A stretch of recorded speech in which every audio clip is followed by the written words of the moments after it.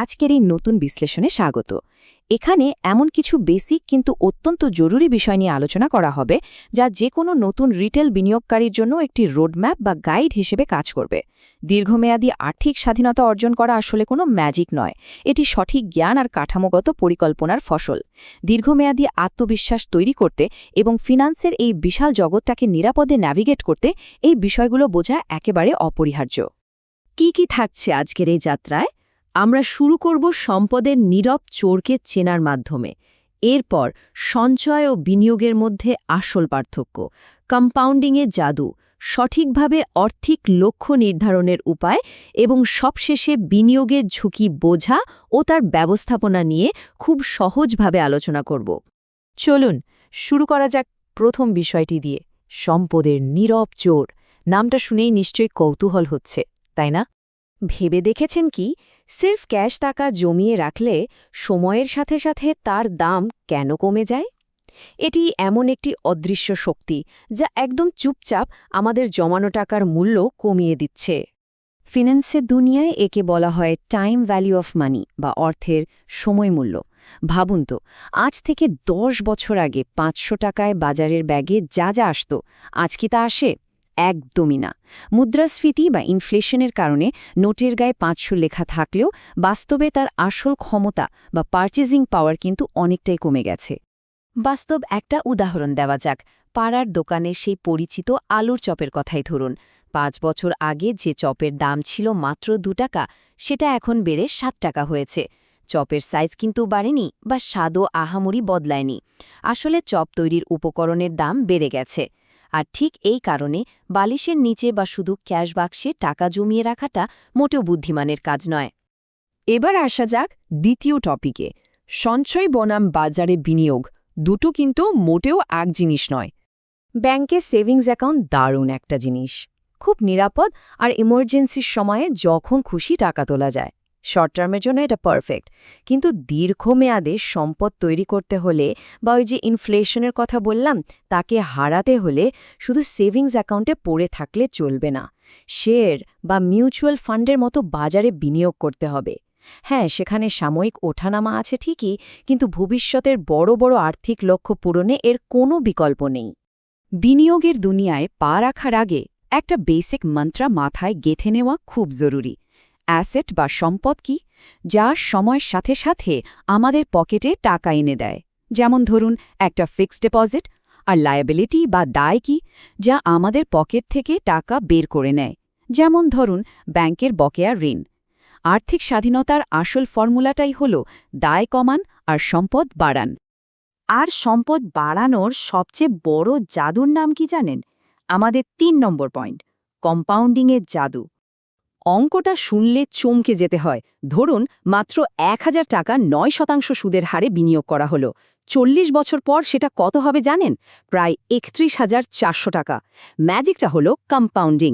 এখানে শুধু আসলের ওপর সুদ আসে না, বরং আগের জমা হওয়া সুদের ওপরও নতুন করে সুদ জমতে থাকে। সময়ের সাথে সাথে এই বৃদ্ধিটা আক্ষরিক অর্থেই এক্সপোনেনশিয়াল বা বহুগুণ হয়ে দাঁড়ায়। এই জিনিসটা এতটাই শক্তিশালী যে স্বয়ং অ্যালবার্ট আইনস্টাইনের মতো প্রতিভাবান বিজ্ঞানীও এই কম্পাউন্ড ইন্টারেস্টকে পৃথিবীর অষ্টম আশ্চর্য বলেছিলেন। তার মতে, যে এই বিষয়টা বোঝে সে টাকা কামায়, আর যে বোঝে না সে টাকা হারায়। একদম সোজাসাপটা হিসাব। নতুন বিনিয়োগকারীদের জন্য একটা দারুণ মেন্টোস ফ্রিক বা শর্টকাট শিখিয়ে দিচ্ছি। সেটা হলো রুল অফ 72 বা 72-এর সূত্র। যেই সুদের হারে বিনিয়োগ করা হচ্ছে 72 সংখ্যাটিকে ঠিক সেই সুদের হার দিয়ে ভাগ করুন।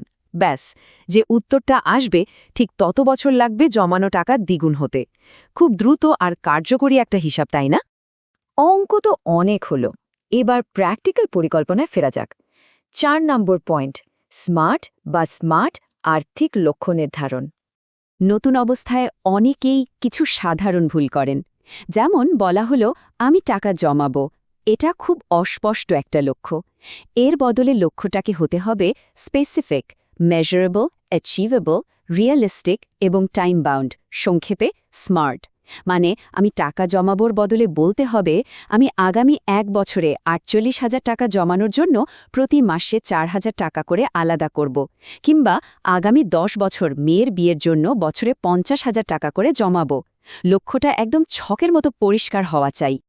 এবার আসি আমাদের শেষ এবং অত্যন্ত গুরুত্বপূর্ণ সেকশনে, ঝুঁকি বা রিস্ক বোঝা এবং তা পরিচালনা করা।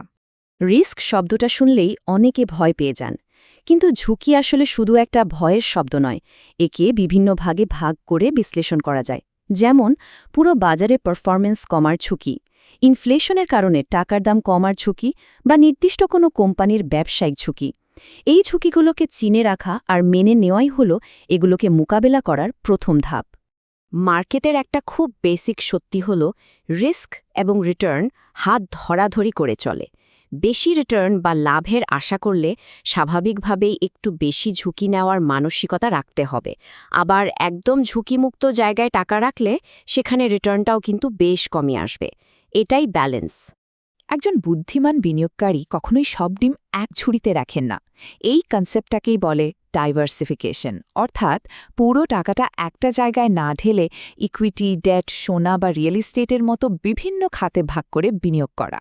এতে কোনো একটা বাজারে ধস নামলেও পুরো পোর্টফোলিওতে তার ধাক্কাটা খুব একটা লাগে না। রিস্ক কমানোর জন্য নতুন বিনিয়োগকারীদের সবচেয়ে দারুণ হাতিয়ার হতে পারে এসআইপি বা সিস্টেম্যাটিক ইনভেস্টমেন্ট প্ল্যান। এর সুবিধাটা কি? বাজারের অবস্থা ভালো নাকি খারাপ তা নিয়ে মাথা না ঘামিয়ে নির্দিষ্ট সময় অন্তর একটা ফিক্সড অ্যামাউন্ট বিনিয়োগ করা হয়। এর ফলে মার্কেট টাইম করার কোনো চাপ থাকে না, বাজারের ওঠানামা ব্যালেন্স হয়ে যায়, আর সবচেয়ে বড় কথা, দীর্ঘমেয়াদী একটা সঞ্চয়ের ডিসিপ্লিন বা শৃঙ্খলা তৈরি হয়। আশার কথা হলো আধুনিক ফিনান্সিয়াল প্রোডাক্টগুলো এখন অনেক বেশি ট্রান্সপারেন্ট। মিউচুয়াল ফান্ডের কথাই ধরুন, সেখানে এখন রিস্কোমিটার নামের একটা ডায়াল থাকে। এটা দেখলেই খুব সহজে বোঝা যায় ফান্ডটাতে রিস্ক কম, মাঝারি নাকি চূড়ান্ত বেশি। এর ফলে প্রত্যেকে নিজের কমফর্ট জোন অনুযায়ী একদম সঠিক ফান্ডটা বেছে নিতে পারেন। সবশেষে একটা বড় প্রশ্ন রেখে যাই, চারপাশের এই মুদ্রাস্ফীতির বাজারে বিনিয়োগ না করে শুধু টাকা ফেলে রাখাই কি আসলে সবচেয়ে বড় ঝুঁকি নয়?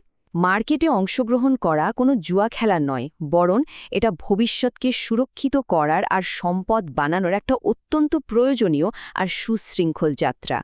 আশা করি এই গাইডলাইনগুলো মাথায় রাখলে নতুন বিনিয়োগের পথ চলাটা অনেক বেশি আত্মবিশ্বাসী আর নিরাপদ হবে।